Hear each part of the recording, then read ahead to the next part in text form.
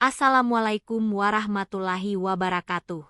Sahabat Cantika Story, mari kita awali dengan bersyalawat kepada baginda Nabi Muhammad Shallallahu Alaihi Wasallam. Semoga dengan sholawat, hidup kita menjadi lebih tenang dan penuh keberkahan. Jangan lupa untuk subscribe channel Cantika Story agar tidak ketinggalan kisah-kisah cinta menyentuh penuh hikmah yang kami hadirkan setiap hari. Sahabat, pernahkah kalian mendengar kisah nyata di mana seorang pria kaya raya dari Arab rela terbang ke Indonesia, meninggalkan segala kehormatannya demi mencari wanita sederhana yang dulu hanya seorang asisten pribadinya? Apakah mungkin cinta yang terpendam selama bertahun-tahun sanggup mengalahkan jarak, status, dan waktu? Jakarta sore itu baru saja diguyur hujan. Jalanan basah, udara lembab, dan aroma tanah bercampur aspal menyebar di sepanjang gang tempat rumah itu berdiri. Sebuah mobil hitam berhenti perlahan. Supir membukakan pintu, dan dari dalam keluar seorang pria muda berpakaian gamis putih dan sorban tipis di lehernya. Wajahnya bersih, teduh, tapi sorot matanya penuh gejolak. Syed Amir Al-Mahrouki berdiri di depan pagar besi itu, menatap rumah 2 lantai bercat putih. Hatinya berdegup cepat. Sudah 3 tahun ia menunggu momen ini. 3 tahun sejak perempuan itu pergi tanpa sepatah kata. Apakah dia masih di sini? Lirihnya. Hanya udara yang menjawab. Dari kejauhan, seorang penjaga rumah tetangga memerhatikan gerak-geriknya. Amir melangkah mendekat, lalu bertanya dengan sopan. Maaf, apakah benar rumah ini milik Naila? Penjaga itu mengangguk. Benar. Tapi siapa Anda, Tuan? Amir menarik napas panjang. Aku seseorang dari masa lalunya. 3 tahun sebelumnya, saat Naila masih bekerja sebagai asisten pribadi di kedutaan Arab, ia dan Amir memang kerap berinteraksi. Naila adalah wanita cerdas, sabar, dan lembut. Tak hanya memahami tugas administratif, ia juga tahu bagaimana menjaga batas. Justru di balik kesederhanaannya itu, Amir seringkali terdiam dalam diamnya sendiri, memerhatikan setiap cara Naila memegang map, berbicara dengan staf, atau sekadar menuangkan teh ke cangkirnya. Apakah semua wanita Indonesia setenang dirimu, Naila? Tanya Amir suatu siang. Naila menoleh dengan senyum kecil. Saya tidak tahu, Syed. Tapi saya percaya, ketenangan itu datang dari keikhlasan. Mungkin Allah sedang melatih saya lewat pekerjaan ini. Hati Amir bergetar. Tapi ia tidak pernah mengucapkan apapun. Bahkan ketika masa tugas Naila hampir selesai, dan ia mengundurkan diri tiba-tiba, Amir tidak sempat berkata sepatah pun.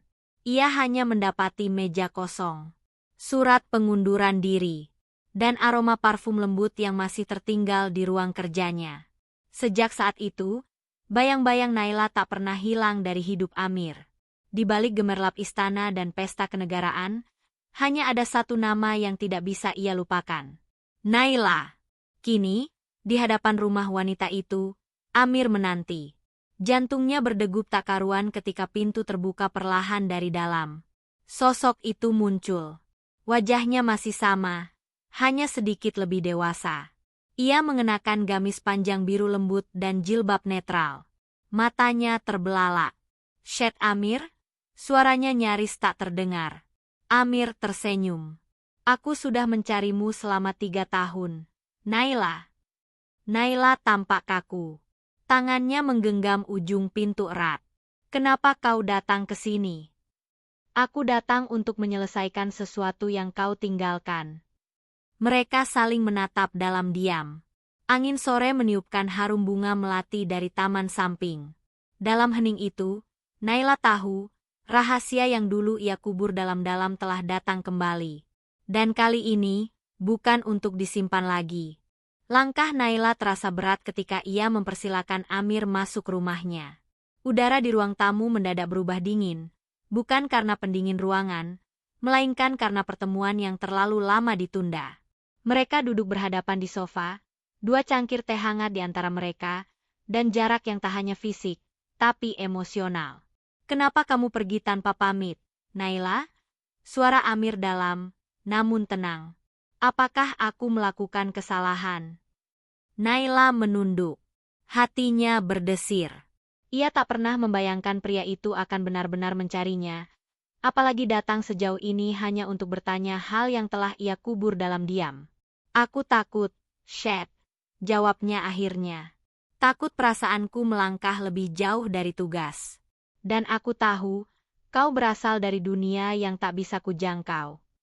Amir menatap lekat wajah perempuan itu. Dan siapa yang memberimu hak untuk menilai batas dunia kita?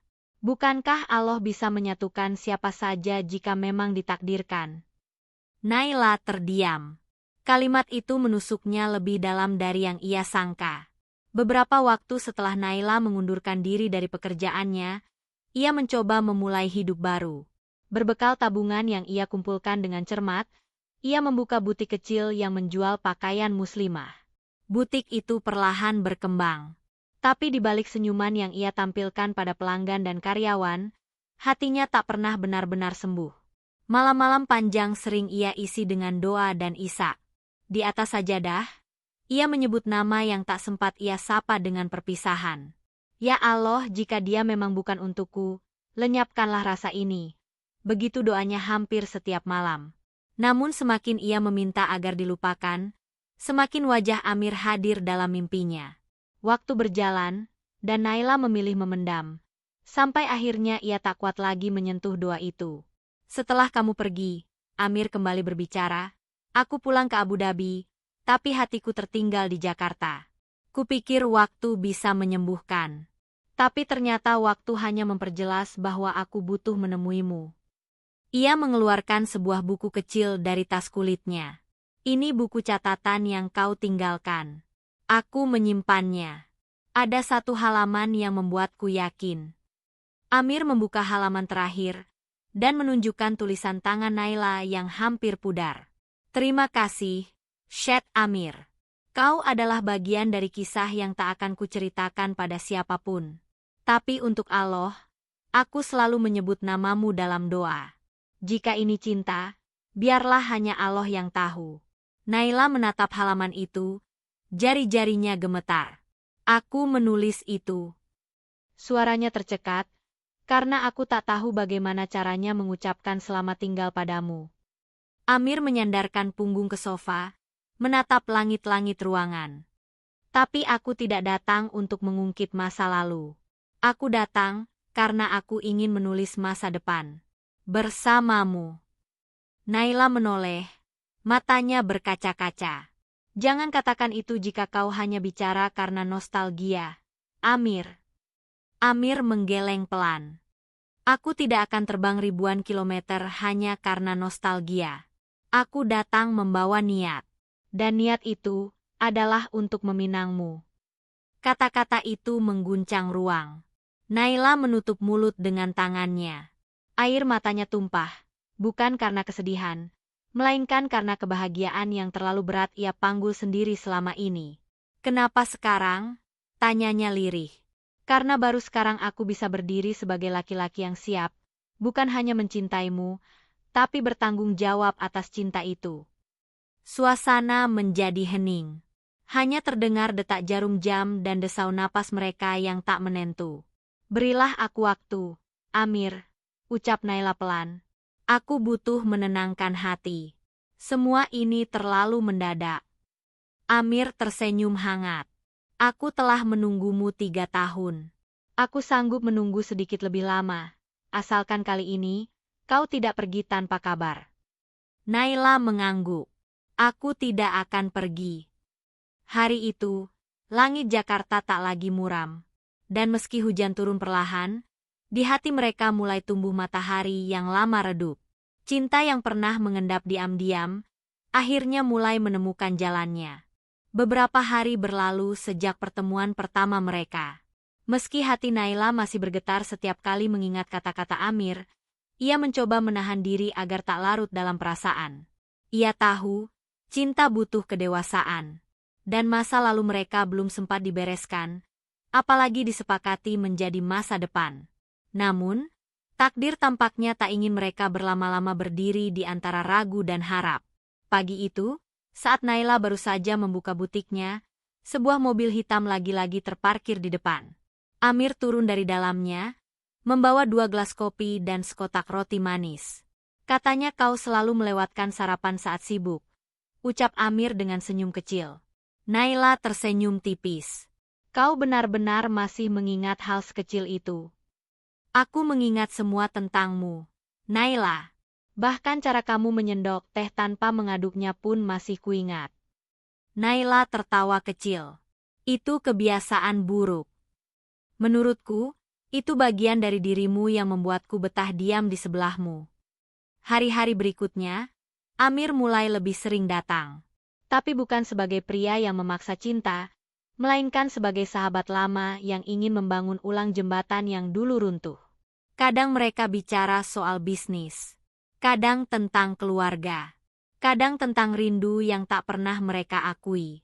Suatu sore, ketika butik sepi dan hujan kembali membasahi atap kaca, Naila dan Amir duduk di sudut ruangan, memandangi langit yang kelabu.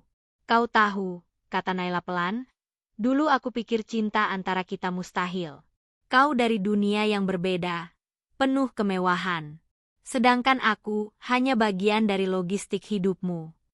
Amir menghela napas. Aku hidup dikelilingi emas dan permata, Naila.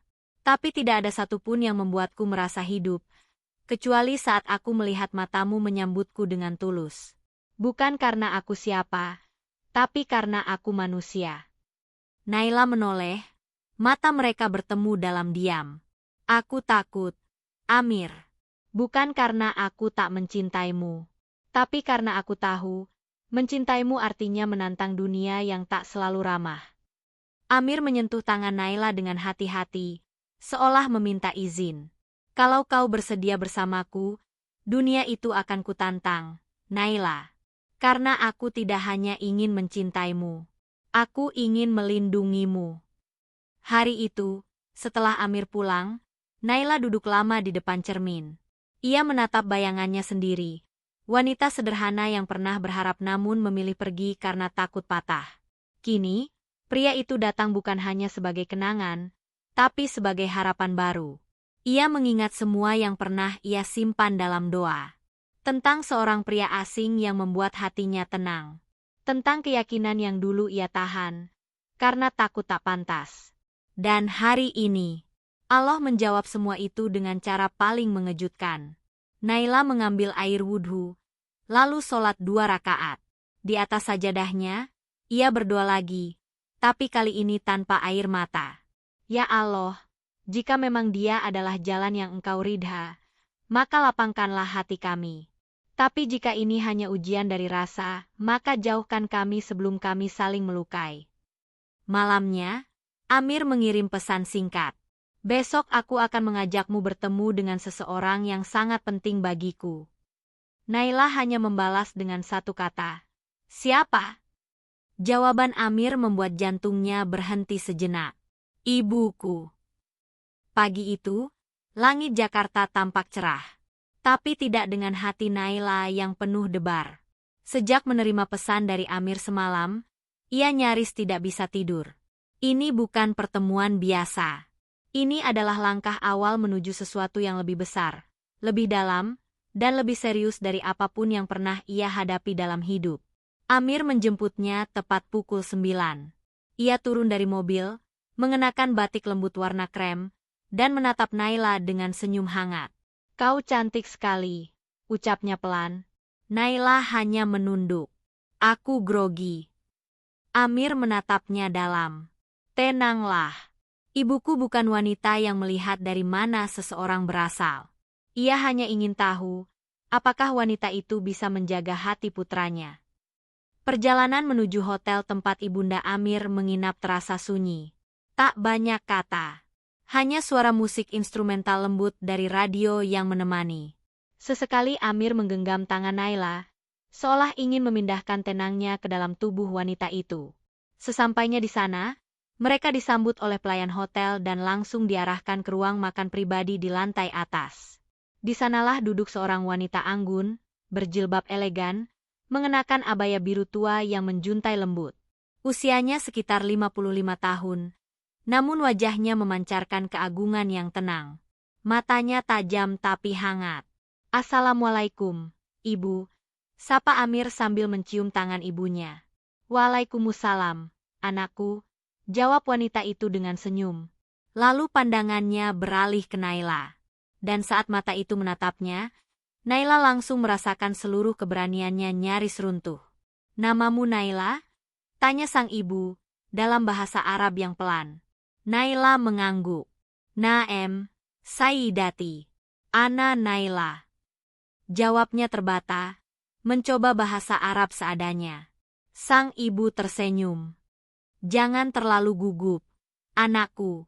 Aku hanya ingin mengenal siapa perempuan yang selama 3 tahun mengisi doa anakku, bahkan saat ia tak pernah menyebut namamu. Naila menunduk. Wajahnya memerah. Amir pria yang keras kepala. Lanjut sang ibu. Tapi ketika ia mencintai sesuatu, ia akan mengejarnya sampai ke ujung dunia. Dan kamu adalah sesuatu itu. Suasana menjadi hening sejenak. Lalu sang ibu menghela napas panjang. Aku tidak menentang niat anakku. Tapi aku ingin mendengar dari mulutmu sendiri. Apa kamu mencintainya? Naila menatap Amir sejenak, lalu memalingkan pandangannya kembali ke wanita di hadapannya. Aku tidak tahu bagaimana mencintai seseorang seperti Amir tanpa merasa kecil di hadapannya, Sayyidati. Tapi, aku mencintainya dengan cara yang hanya Allah yang tahu. Dengan takut, dengan doa, dengan diam. Sang ibu menatap Naila lama, lalu tiba-tiba tersenyum sambil mengangguk pelan. Itulah cinta sejati, yang tumbuh dalam takut dan doa, bukan dalam nafsu dan bangga. Ia kemudian berdiri, memeluk Naila dengan lembut. Selamat datang di keluargaku, anakku. Amir menatap mereka berdua. Matanya berkaca, namun wajahnya bahagia. Ia mendekat, menggenggam tangan Naila, dan berbisik di telinganya. Aku tak pernah seragu ini. Tapi hari ini, aku juga tak pernah setenang ini. Naila menggenggam balik tangan Amir, dan untuk pertama kalinya ia berkata dengan lantang. Aku siap, Amir. Jika kamu benar-benar ingin menjadikanku bagian dari hidupmu. Hari itu menjadi saksi bahwa cinta bukan hanya soal rasa, tapi soal keberanian menghadapi dunia, dan kesiapan membuka pintu hati keluarga. Dan kini, pintu itu telah terbuka untuk kisah yang lebih besar. Beberapa minggu berlalu sejak Naila bertemu dengan ibunda Amir. Sejak hari itu, hidup Naila berubah secara perlahan namun pasti. Bukan karena kekayaan yang ditawarkan Amir, tapi karena rasa tenang yang mulai meresap dalam setiap langkahnya. Cinta yang dulu ia kira hanya sebatas rasa, kini menjelma menjadi tanggung jawab.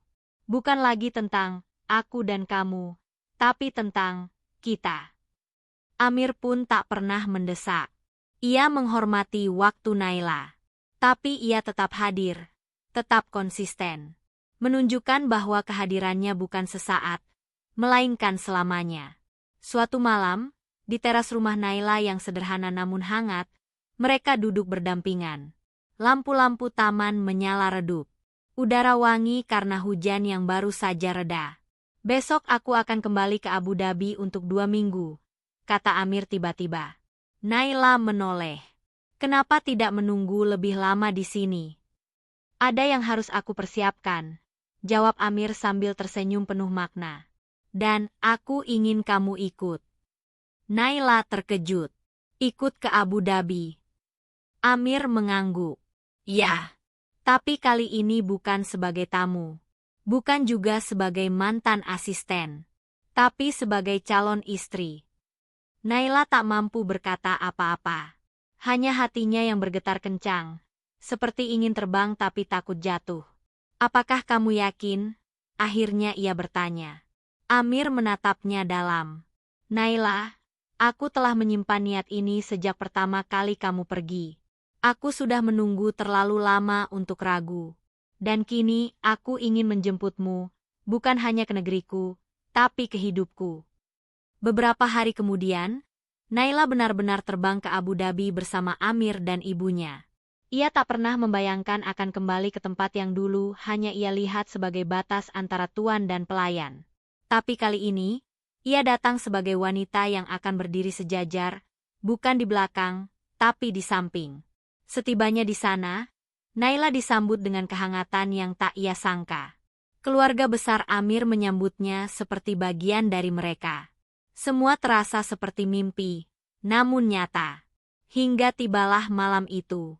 Malam di mana Amir berdiri di hadapan ratusan tamu kehormatan dalam sebuah pesta lamaran resmi yang mewah namun penuh kesederhanaan dalam makna. Dengan mengenakan jubah putih dan sorban kehormatan, Amir berdiri dengan wajah tenang. Di hadapannya, Naila mengenakan gaun muslimah berwarna emas lembut, jilbabnya menjuntai, matanya berembun. Di hadapan keluarga dan orang-orang yang kucintai, kata Amir lantang, aku ingin bertanya padamu satu hal, Naila. Semua diam. Lampu-lampu berhenti bergerak. Angin seolah menahan napasnya. Maukah kamu menjadi istriku dan mendampingiku bukan hanya di dunia ini, tapi juga dalam doa menuju akhirat? Naila menatap matanya. Air mata mengalir pelan di pipinya. Ia mengangguk. Insya Allah aku mau, Amir. Sorak tak terdengar. Tapi dalam hati mereka, ada dentuman takdir yang akhirnya menyatu. Cinta yang sempat terpendam, tersesat, dan diuji oleh waktu kini telah menyentuh langit. Dan langit pun bersaksi atas janji itu. 2 bulan setelah lamaran itu, pernikahan mereka digelar dalam suasana hangat dan penuh keberkahan. Bukan pesta besar yang penuh kemewahan duniawi, melainkan walimah yang diiringi doa dan rasa syukur. Di Masjid Utama Abu Dhabi, dengan kaligrafi ayat-ayat suci menghiasi dinding dan lantunan sholawat menggema, Amir mengucapkan ijab kabul dengan suara mantap. Aku terima nikahnya Naila binti Yusuf dengan mahar tersebut, tunai. Air mata mengalir pelan di pipi Naila. Bukan air mata ragu, bukan pula takut. Tapi air mata dari sebuah penantian panjang yang akhirnya sampai di pelabuhan takdir. Malam pertama mereka tak diwarnai dengan kegugupan seperti banyak cerita. Di kamar sederhana yang sudah ditata dengan aroma kasturi dan mawar putih, mereka duduk bersisian, tak banyak bicara. Hanya saling menatap, memegang tangan, dan sesekali tersenyum dalam diam. Naila. Amir berbisik pelan. Naila menoleh. Pipinya memerah karena cahaya lampu yang temaram. Aku ingin kita memulai malam ini bukan dengan dunia, tapi dengan sujud. Naila mengangguk pelan. Mereka pun berdiri, mengambil air wudhu, lalu membentangkan sajadah. Di atas sajadah yang sama, mereka sholat berjamaah. Amir sebagai imam, Naila sebagai makmum. Suara Amir saat membaca surat-surat pendek terdengar lembut dan khusyuk.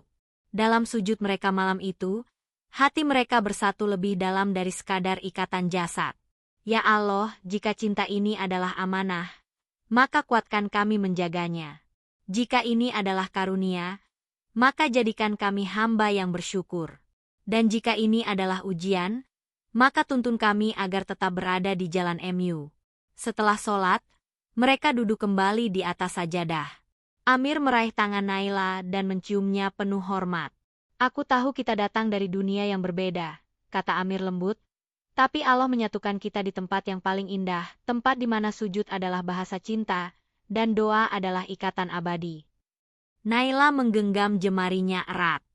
Aku tidak takut lagi, Amir. Karena bersamamu, aku tahu bahwa cinta itu tidak sekadar memiliki, tapi mendekatkan pada Allah. Mereka berdua tertawa kecil. Lalu larut dalam pembicaraan panjang tentang mimpi, masa depan, dan anak-anak yang kelak akan mereka besarkan. Bukan dengan dongeng tentang kerajaan dan kekuasaan, tapi dengan kisah nyata tentang bagaimana seorang pangeran mencintai mantan asistennya karena iman, bukan harta. Hari-hari selanjutnya, mereka jalani seperti 2 sahabat yang baru saja menemukan rumah di hati satu sama lain. Naila ikut mengelola yayasan pendidikan untuk anak-anak yatim di Abu Dhabi. Amir tetap dengan bisnisnya. Namun kini lebih ringan, lebih damai. Karena di rumah, ada seorang istri yang selalu menyambutnya dengan senyuman dan doa. Dan setiap malam, sebelum tidur, mereka selalu kembali ke tempat yang sama. Sajadah yang menyatukan mereka sejak malam pertama.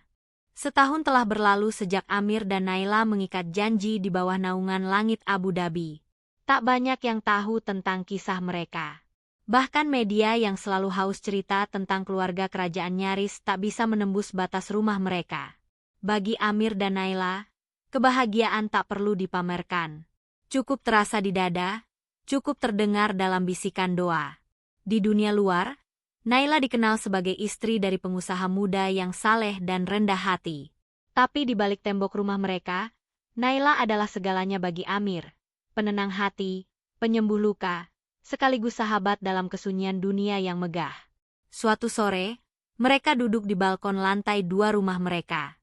Matahari mulai turun, menumpahkan cahaya jingga ke atas gurun pasir di kejauhan.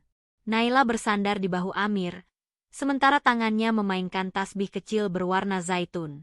"Kalau aku tidak pernah mundur dari pekerjaan waktu itu," ucap Naila pelan, "apa menurutmu kita akan tetap sampai di sini?" Amir tersenyum. "Tidak. Karena saat itu, aku hanya tahu cara melihatmu sebagai asisten. Tapi ketika kau pergi, aku belajar bagaimana kehilanganmu membuatku belajar mencintaimu." Naila memejamkan mata. Allah memang tak pernah salah dalam skenarionya. "Dan kau adalah plot terbaik dalam hidupku," balas Amir sambil mengecup keningnya. Suatu hari, saat mereka sedang meninjau proyek sekolah gratis untuk anak-anak pengungsi Suriah yang sedang mereka biayai, seorang jurnalis muda Arab mendekati Naila. "Apa rahasia rumah tangga kalian yang tampak begitu tenang dan jauh dari sorotan dunia?" Naila tersenyum lembut. "Kami tidak menyembunyikan cinta. Kami hanya tidak membicarakannya terlalu keras. Karena cinta itu seperti doa. Ia akan semakin indah saat dijaga dalam diam, dan disampaikan hanya pada yang maha mendengar." Jawaban itu menjadi kutipan di halaman depan majalah Keislaman Timur Tengah selama berminggu-minggu. Tapi Naila tak pernah bangga karena itu. Ia lebih bangga karena bisa memetik tomat sendiri dari kebun kecil di belakang rumah sambil menggenggam tangan suaminya. Lalu datang malam yang tak biasa. Di ruang tengah rumah mereka, Amir meletakkan sepotong kertas di atas meja. Di situ tertera tulisan tangan indah berbahasa Arab.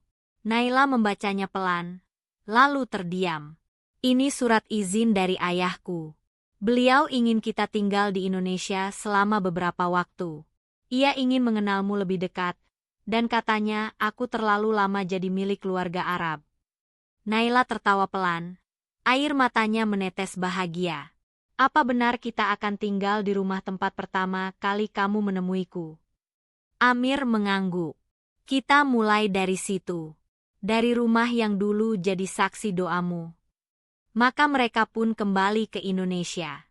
Tanpa pengawal, tanpa konvoi mobil, tanpa gelar panjang di belakang nama. Di kampung kecil tempat Naila membangun butik pertamanya, mereka menyewa rumah sederhana dengan pekarangan luas dan suara adzan yang terdengar jelas 5 kali sehari. Amir lebih sering dipanggil Mas Emir oleh tetangga, dan Naila kembali disapa Mbak Naila. Mereka hidup tenang, menjadi suami istri yang biasa. Tapi cinta mereka tetap luar biasa. Setiap malam mereka tetap menutup hari di atas sajadah yang sama. Setiap pagi mereka membuka lembar baru dengan senyum yang tak pernah palsu. Dan begitulah cinta mereka tumbuh. Bukan karena dunia, tapi karena niat yang lurus dan janji yang dirahasiakan dalam sujud.